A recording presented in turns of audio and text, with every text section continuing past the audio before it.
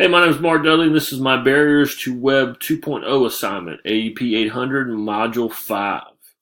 When looking over the articles talking about Web 2.0, the issues, the changes, and things like that, it's obvious that technology and education is pretty much here to stay. It's going to continue to evolve. It's going to continue to change.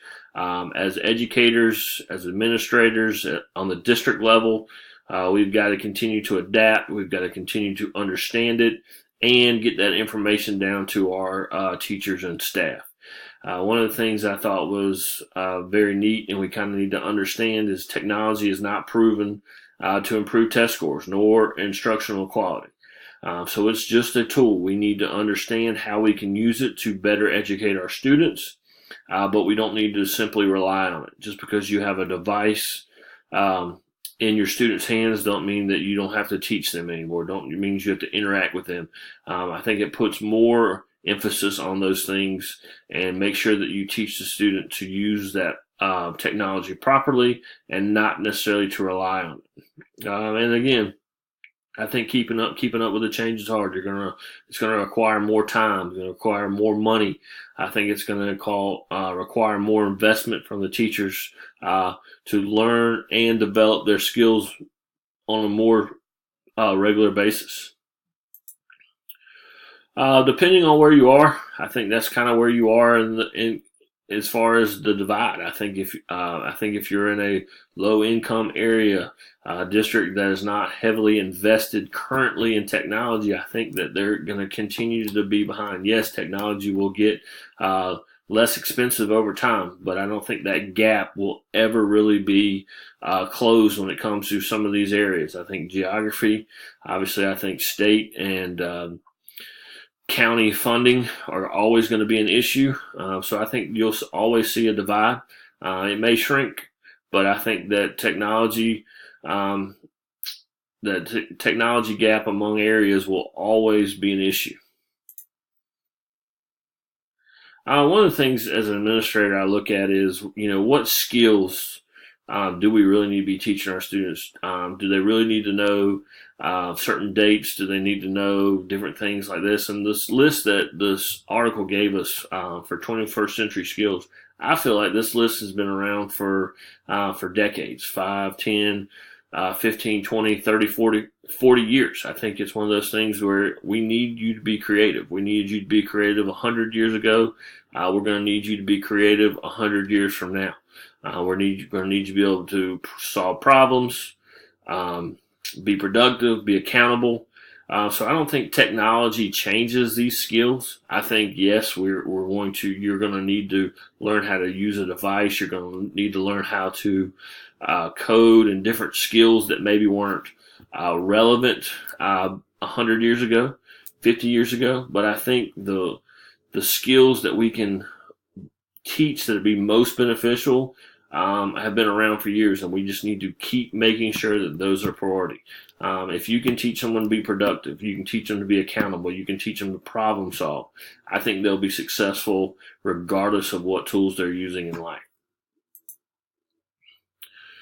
As an administrator, obviously, I think technology has definitely impacted my personal life. Our district is very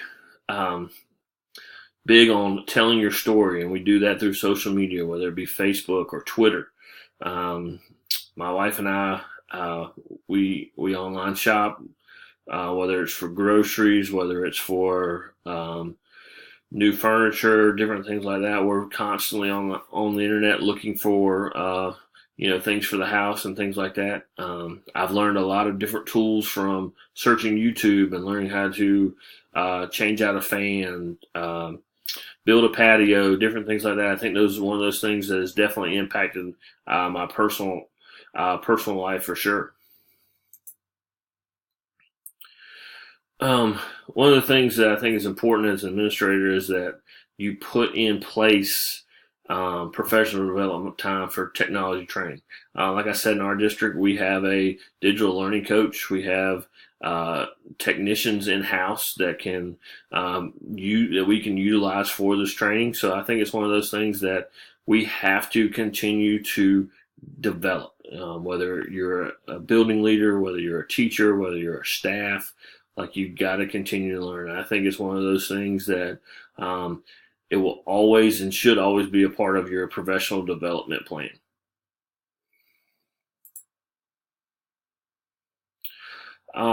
I really think our district is at the forefront of technology at this point. There may be some school districts that do a better job, but we are a one-to-one iPad district from middle school to high school. Our elementary kids aren't one-to-one, but everybody from the middle to high school level, they are. Every teacher in the district has a MacBook Air and an iPad. Every school has a digital learning coach. They have a help desk operator, and they also have a technician there that troubleshoots all problems, whether it's with computers, projectors, TVs, logins, and anything like that. So there are 3 people at every school in our district that are there for support of technology. And so not only did our school district invest in the devices, we invested in the support for those devices. And then there's another level of support at the district level. So it's one of those things that I feel like our district is really at the forefront of, and they do a good job of providing support and knowledge for our teachers and our staff to grow. I think one of the things that we've seen over time, just talking with different teachers and personal use myself, is that innovative practices in technology allow for you to streamline some things that took a while. For example, now we can collaborate with students online through educational portals like our Schoology app. Our Schoology app is very similar to Blackboard or Google Communities, where students can access all of their assignments. It allows them to be connected 24/7. If they go on vacation, out 2 or 3 days with the flu, they can, whether they choose to or not, that's one thing, but they can have access to their assignments while they're away, while they are sick, while they are out of school. So it's one of those things that allows for constant communication. Parents have access to their student Schoology account so that they can go in and see which assignments are due, what's coming up, what their grades are. And it has allowed us to kind of create a paperless classroom. One of the issues that we always have in our district is you always get the email about halfway through the school year. Copies, we're running low on copies, we're running low on paper. You can just be a good steward of our universe by reducing our footprint in that regard. I think some of the disadvantages that we've seen and we'll continue to see is every now and then the system's gonna go down, whether it's the Wi-Fi's off, power outages, different things like that can derail a classroom, especially if you rely heavily on it. Teachers are going to need a plan A and a plan B. Plan A is using technology. Plan B, what can we do and still learn without technology? I think in today's age we need to have both practices as well, be able to use technology and not. But we need to have a backup plan. And one of the things that you got to think of is you're going to have to constantly invest in it. The devices that our students have now, in 2 or 3 years, they're not going to be compatible anymore. They're going to need to upgrade. So it's a long-term investment. We talked about having 3 staff members at every school. That's a long-term investment. I think it would be pretty unethical if our district were to just say, oh, we're stopping technology, and oh, by the way, you 3 people no longer have jobs. So again, it's a long-term investment. And then there's the security issue. We had an issue in our school district this year where someone hacked into our grading system, and there's other outside threats, people communicating with students, safety concerns in that regard. So there are some issues with it, something that we do monitor, that we're on top of, but you never know when issues like that can come up. Personally, in the last 2 or 3 years, I have not dealt with any cases of cyberbullying.